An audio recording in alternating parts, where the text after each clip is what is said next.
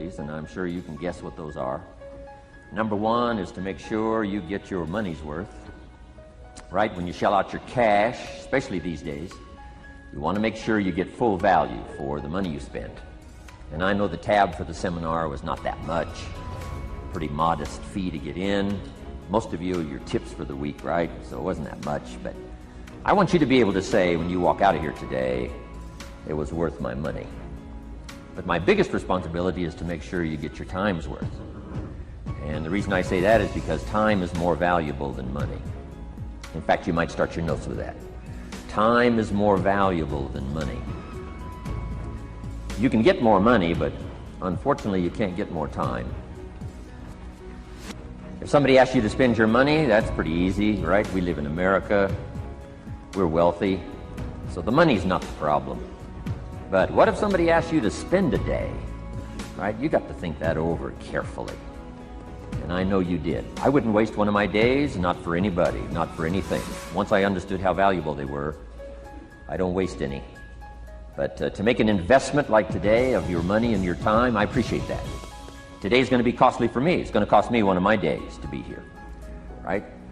And some money, of course. But, you know, I don't need the money. I take the money, but I don't need the money. But guess what I do need? The time. So I'm here not to just joke with you. I'm here not to just tell some funny stories and give a performance and walk away. I'm here to give you some value, and I want to make it worth your time. I'm going to invest a day. You're going to invest a day. Let's get the most out of it and see what we can walk away with today. Anyway, for you that have not seen me before, just very briefly, let me just tell you my story. I grew up in Idaho, farm country, southwest corner of Idaho. In fact, my father still lives on the old homestead where I grew up. He'll be 89 his next birthday, still hasn't retired. I'm proud of my dad. He's never been ill, he's really something. I'm trying to get him to retire this year, 88. I'm telling my father, what a good year to retire when you're 88. And he says, hey, talk to me in 10 years, right? I might be ready. But anyway, I went to high school, I graduated. I went to college 1 year. Halfway through my second year of college, I decided I was smart enough, so I quit. One of my major mistakes. I should have stayed in school. But I thought, heck, you know, I'm smart enough to get a job. That's what life's all about, right? Get a job, pay your bills, work hard, stay out of trouble, keep your fingers crossed, hope for the best.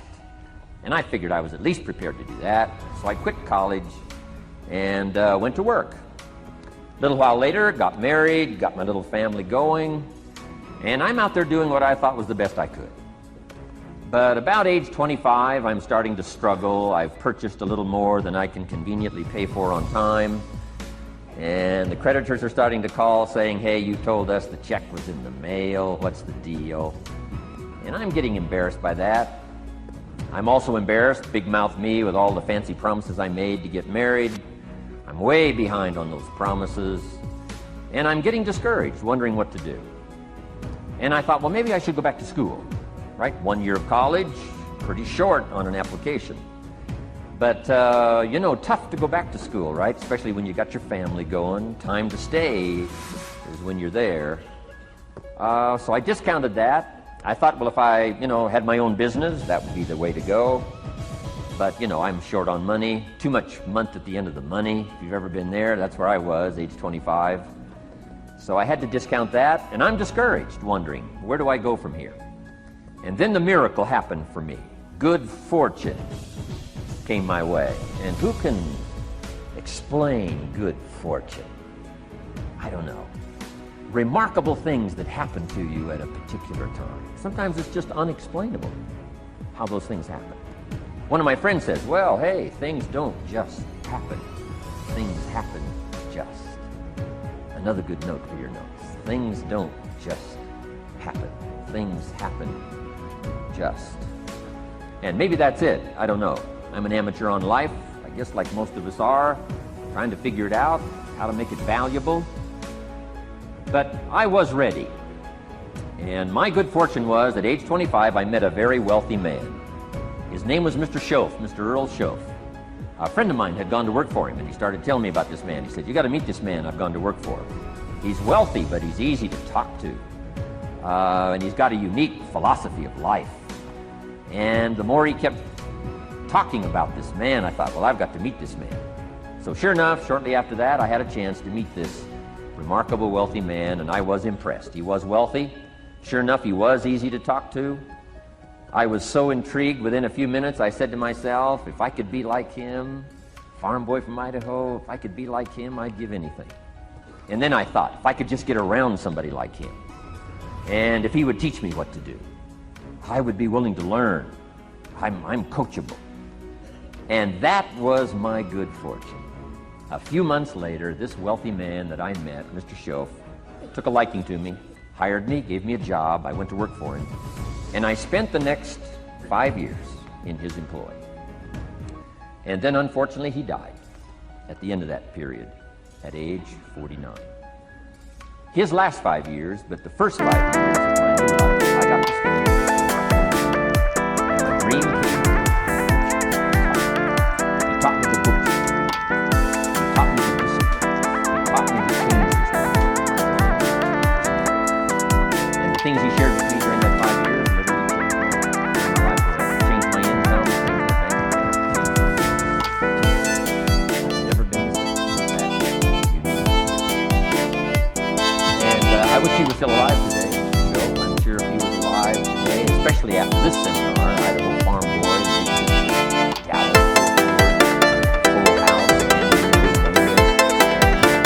pretty awesome. I'm sure if he was alive, I could call him today. I've had a chance.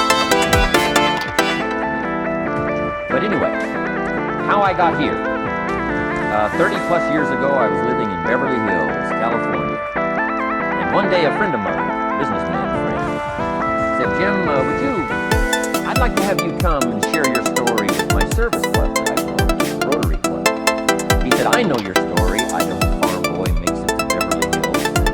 But he said, I think my club members would love to hear your story. He said, if I arrange one of our breakfast meetings, would you come tell your story?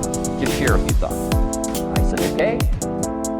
So I agreed to go give this breakfast talk. And guess what? They liked it. And my telephone rang. I got another call. Saying, you've given your story and shared some ideas. Would you come talk to our club? The first thing I know, I'm starting to devote a piece of my mental time to these talks.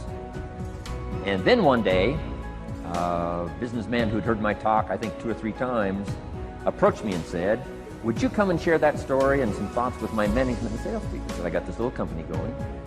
And he said, if you'd come tell your story to my organization, he said, I'd be happy to pay you. And I thought, wow, wouldn't that be something? So I agreed to go do it, and I got paid. Little did I know, another fortune was waiting for me to translate my ideas into talks and speeches and seminars. Now I've written some books. It's on cassette tape. Now I get to travel around the world. Last year I was in Japan, Israel, Spain, Mexico, Australia, New Zealand, France, Germany, Canada, and now Dallas, Fort Worth. So. Idaho Farm Boy gets to travel around the world and share his story, and here I am today. Anyway, it's almost too much for me to comprehend. From where I started, raised in obscurity, in a little small farm community, and now to be here today is pretty awesome for me. So anyway, that's just a little bit about my story. My story is probably more intriguing for me than it is for you, but I wanted to hear it again, so I thought I would just, bore you with it. Anyway, I don't ask you to be impressed today. I'm the one that's impressed from where I came from to have a chance. But that's the American dream, right? Come true. Chance to start from scratch, start from obscurity, start with pennies, start with nothing, and have a chance to transform your life, change your life, set your goals, and see what you can accomplish. So anyway, that's how I got here, and I'm just delighted that this day has arrived, and I truly want to make it valuable for you. Let's go to work. Here's what I hope you'll find out of this seminar today, for your notes. Here's what I hope you'll find. Number 1, sincerity. Above all else today, I hope you'll find me sincere. Best place for people to start to communicate is sincerity on both sides. I'm sure you're sincere or you wouldn't be here today, right? To spend this kind of money, to spend this kind of time, roll up your sleeves today, go to work like I am, and get this message. You've got to be sincere. So I assume you're sincere. Now I want you to see me sincere. But I've got a good note for you to make. Sincerity is not a test of truth. Important note to make. Sincerity is not a test of truth. We must not make the mistake of saying he must be right, he's so sincere. That would be a mistake. Here's why. It's possible to be sincerely wrong. So we don't mistake sincerity for truth, right? Sincerity is only a test of sincerity. Truth has to yet be tested by truth, okay? But hopefully you will find me sincere and truthful. Next, a combination of things I hope you'll find here today. Ideas plus inspiration. Ideas plus inspiration. Ideas, business ideas and social ideas and personal ideas, we all need ideas. Right? How to have a good day ideas, how to have a good year ideas, how to have your best year ever ideas, good health ideas, personal relationship ideas, how to deal with your family ideas, sales management ideas, financial freedom for the future ideas. We all need good ideas. So today I hope you gather up by notes and by what you can remember a lot of ideas. I want to share as many with you as I possibly can in the time constraints we have. Today's going to go very rapidly. I used to think a day like this was a long day. Found out it's a pretty short day. But I'm going to go as fast as I can, share with you as many ideas as I possibly can. And here's why. Ideas can be life-changing. Ideas can be life-changing. And sometimes all you need is just one more in a series of good ideas. It's like dialing the numbers into the lock.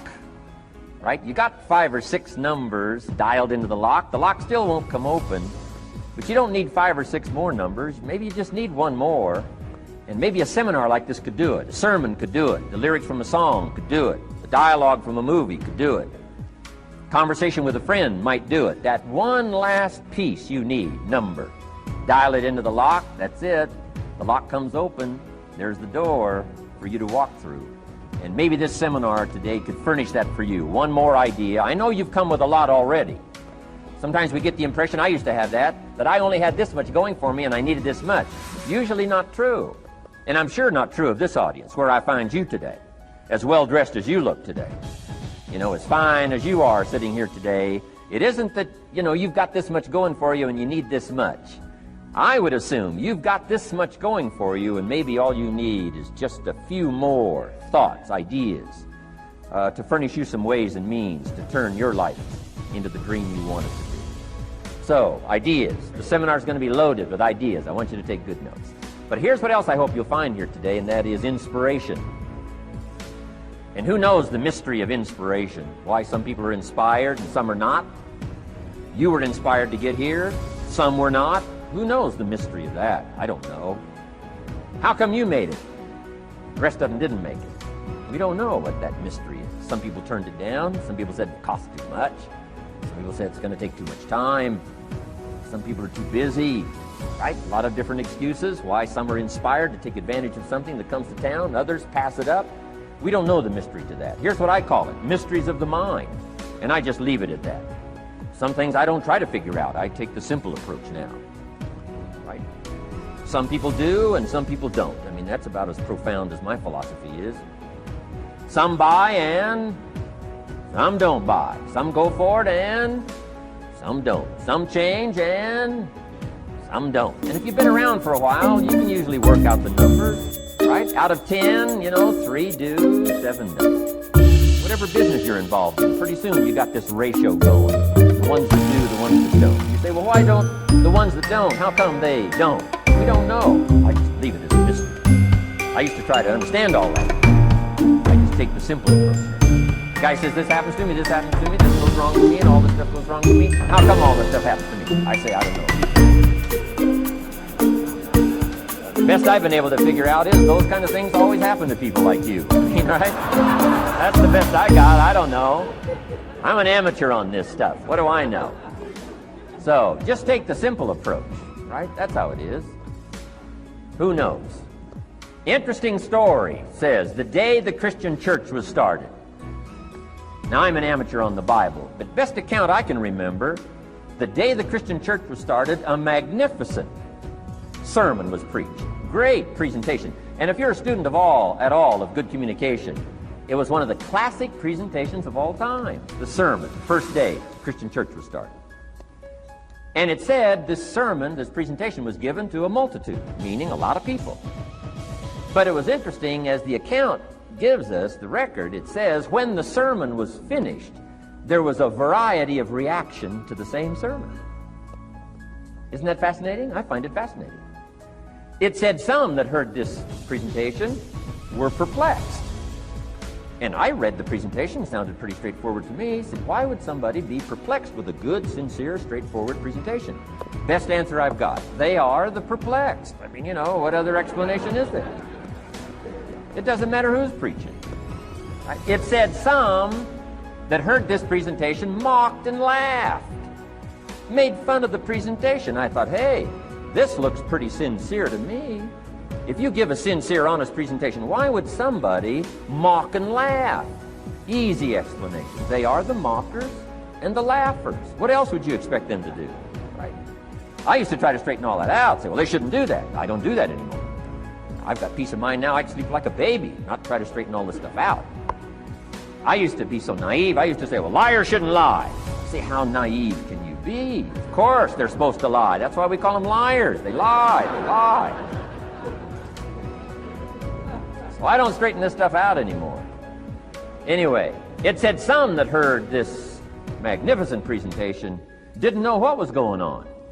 And they're usually easy to spot. They're usually saying, what's going on, right? I mean, they don't know what's going on. But interesting, right? A variety of reaction to the same sincere, honest presentation. Now, it also says, in wrapping it up, some that heard the presentation believed. And I think that's who the speaker was looking for, the believers. Interesting. Now, it said the number of believers was about 3,000. So, pretty good first day. 3,000. I've had some first days, but I never had 3,000. But anyway, 3,000 were believers. And the speaker was looking for the believers out of this multitude. And that's about as close as we can come to understanding the mystery. Some believe, and some mock, and some laugh, and some are perplexed, and some don't know what's going on. And you just have to leave it that way. Why? Because that's the way it's going to be. The way to be brilliant is to find out how it's going to be and then say, here's how it should be. I mean, that's how you become brilliant. So, anyway, who knows the mystery? I call it mysteries of the mind. We don't understand. But I don't try to change it anymore. On this particular story, as far as we know, they didn't have classes after the presentation to try to de-perplex the perplexed. I mean, as far as we know, they left them perplexed. They left the mockers mocking. They let the laughers laugh. I mean, they didn't come back and try to straighten all this out. You say, well, how can you build a church? Well, make another presentation, and you'll get some believers and some mockers and some laughers and some who don't know what's going on. So that's about the best we can do. So, but I'm glad I've got the believers here today. You believed enough to shell out your cash and part with your time and some of your effort and energy, and I appreciate that. So, hopefully you'll find some inspiration here today. All right? To get the most out of today, a couple more notes. Number one, be thankful. That's a good way to capture the most of a day like this. Be thankful for what you already have. That shouldn't be any problem in America, being thankful. Everything we need is available in America. Everybody wants to come here, right? The last time I was here, that little presentation I gave, everybody wants to come here, America. People haven't plotted and schemed the last 40 years saying if I could just get to Poland, everything would be okay. No, everybody wants to come to America. Why? Everything's available here. All the books you need, all the sermons you need, all the churches you need, all the schools you need, all the instruction you need, all the inspiration you need, all the capital you need, all the markets you need, all the challenge you need, all the information you need, all the seminars you need. Everything's available here. This is America. So number one, let's be thankful for what we already have. Thanksgiving does this. Opens up the doors, opens up the windows, opens up the channels. Thanksgiving for what you already have. I did a seminar one weekend up at the ranch, up at Clear Lake. Got a lodge up there. Nice setting, high valley, high serenity range. for the weekend, Friday evening, Saturday, Sunday. People drove in from around California. I got there late Friday afternoon. Everybody had pretty well already gotten there. I couldn't believe the parking lot. Continentals and Eldorados and Mercedes and Cadillacs, and unbelievable. Ferrari, one Rolls Royce, unbelievable. I walked in, good-looking crowd about like this, sitting there ready for the weekend seminar. My opening remarks were, ladies and gentlemen, I think the rest of the world would find it strange that we have all come here this weekend to try to figure out how to do better. Right? I think the rest of the world would say, I don't understand. Guy in his Rolls Royce, and I got to get to the seminar, find out how to get another one of these Rolls Royces. Unbelievable. Anyway, let's be thankful. Here's what locks up the doors and the channels to receive more: cynicism. That locks you away. That prevents you from learning more. Being a cynic about the past and the future, a cynic about the marketplace, cynical about the people, cynical about the institutions, cynical about the setup, cynical about yourself, cynical about your chances. See, that locks away all the chance for stuff to flow your way. So, good advice, I think, today. Start off, be thankful. Here's number 2, listen well. That's going to be a challenge today, I understand that.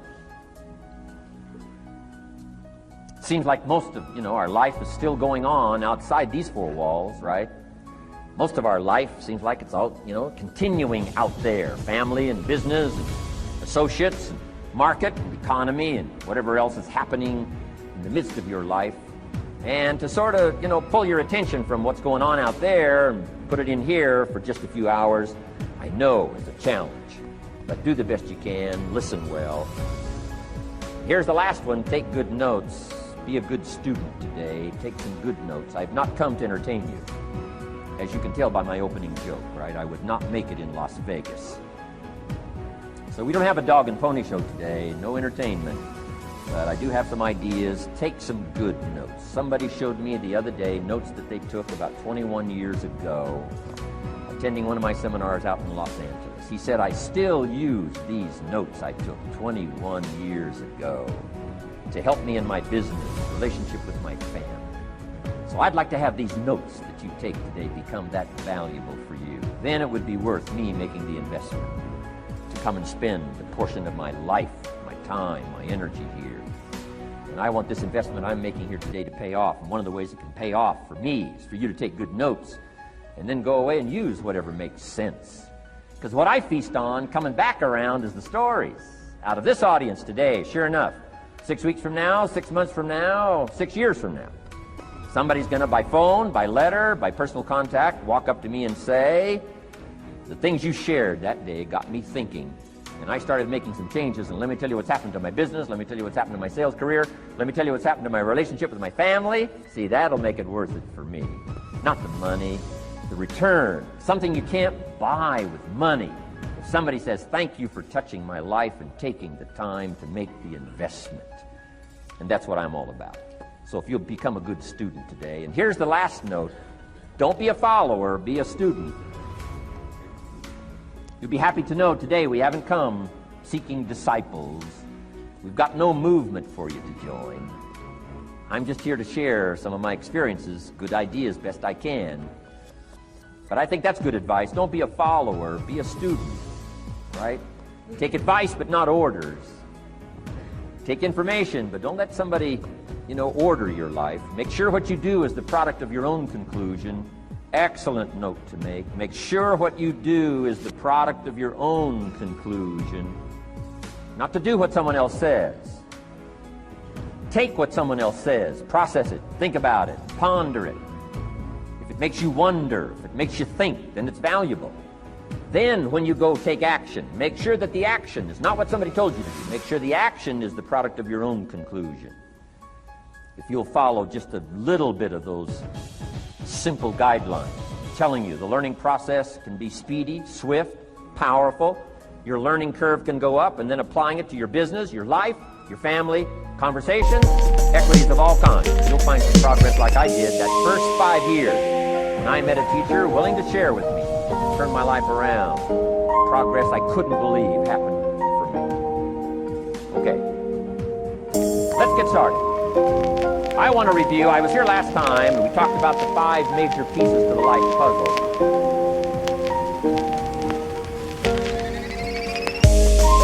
And I just want to review those because it lays such a good foundation for all the rest that I want to share with you today. We got a lot of subjects to cover, so we're going to go rather swiftly, okay? Put on your mental track shoes here and run with me today. I'm going to deal mostly in concepts.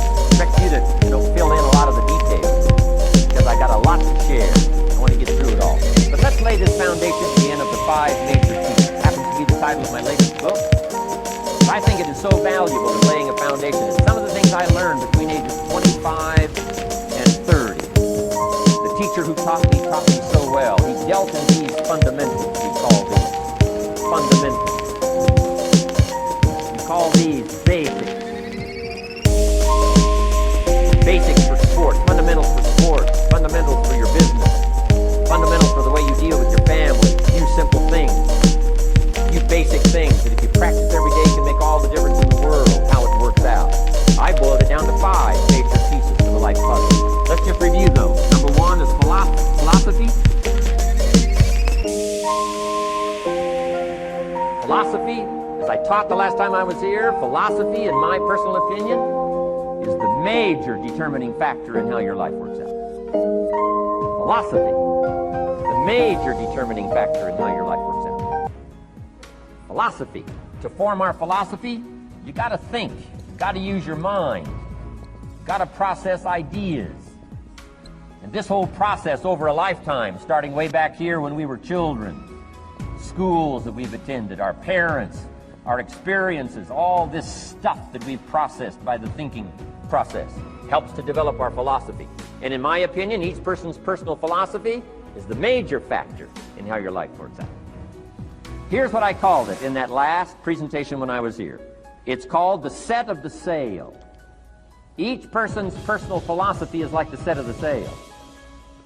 Now, I used to think it was circumstances that ordered my life.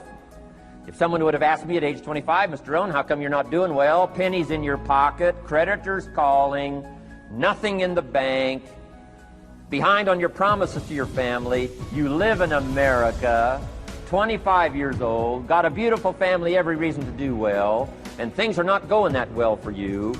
What is wrong here? It would not have occurred to me to blame my philosophy. I mean, it would not have occurred to me. Saying, well, I got this lousy philosophy, and that's how come I got pennies in my pocket and nothing in the bank, and things aren't working well. That would not have occurred to me. I found it much easier to blame the government. Much easier to blame the tax problem. I used to say taxes are too high. Top tax rate when I first started paying taxes, 91%.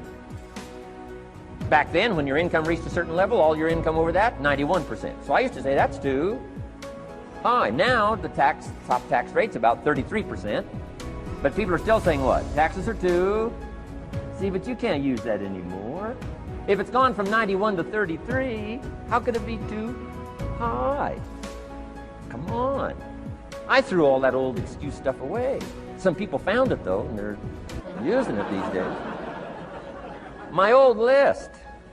I used to blame the traffic, the weather, used to blame circumstances, right? People say I'm too tall, I'm too short, I'm too old. I was raised in obscurity, raised on a farm, parents of modest means, all the stuff. If you were to ask me, how come you find yourself here, Mr. Rohn, age 25, living in America, land of abundance and opportunity, pennies, zero in the bank, not doing well, creditors calling, it would not have occurred to me to blame my philosophy. I found it easier to blame the company policy.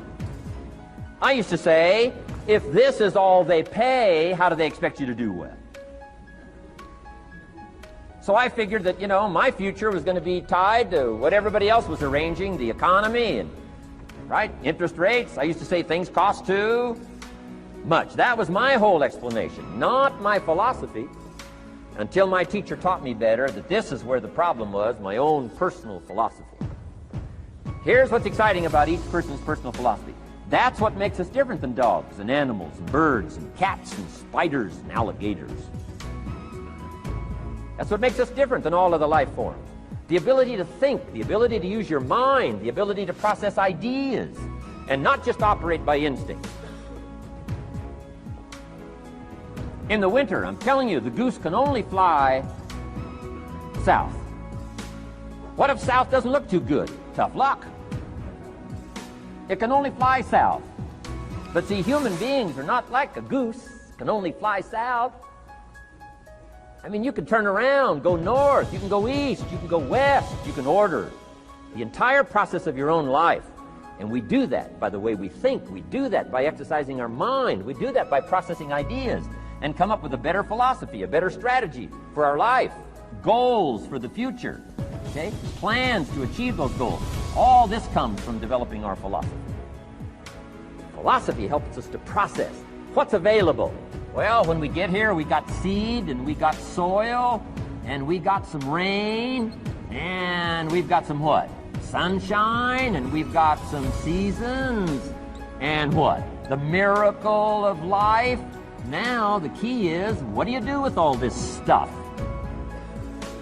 How do you turn all this stuff that's available here into equity and promise and lifestyle and dreams and future possibilities? All of this that's possible now with human beings, how do you take all this stuff and turn it into this equities and values? Well, it starts with philosophy. What is the seed? What is the soil? What is the sunshine? What is the rain? Is it possible to take some of each of all the stuff that's available and turn it into food and turn it into value and turn it into nourishment, turn it into something spectacular and unique that no other life form can do? And the answer is yes. But you cannot deal with all this stuff and what to do with it unless you start refining your philosophy. Think, use your mind, come up with ideas, and strengthen your philosophy. So the seed and the soil and the rain and the sunshine, this is called, you know, the economy and the banks and the money and the schools and everything that's available out there, processing information, what to do with all that, and turn it into equity and value.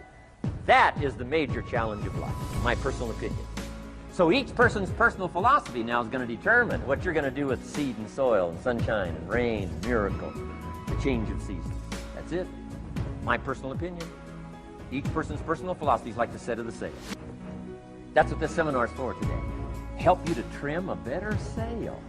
You don't need a better economy.